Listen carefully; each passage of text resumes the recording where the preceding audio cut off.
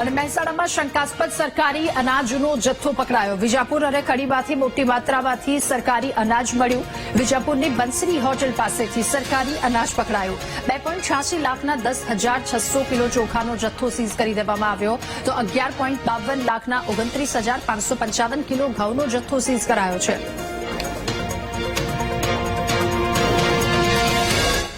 એક સ્થાનિક બાતમીના આધારે સ્થાનિક મામલતદાર અને પુરવઠા ટીમ દ્વારા ત્યાં તપાસ કરવામાં આવી હતી. એપીએમસી યોગેશ્વર ટ્રેડિંગ નામની એક કંપની ખાતે ચોખા ઘઉં આનો જથ્થો અમને મળેલો છે. ચોખા અંદાજિત 18,460 કિલોગ્રામ, ઘઉં 13,375 કિલોગ્રામ અને છૂટક ઘઉં ચોખા 1,414 કિલોગ્રામ છે. અંદાજિત 11,36,000 જેવી રકમ થાય છે. સદરુ જથ્થાને સીઝ કરી અને પૃથ્થકરણના સેમ્પલ માટે અમે ફોરેન્સિક સાયન્સ લેબોરેટરી ગાંધીનગર મોકલશું.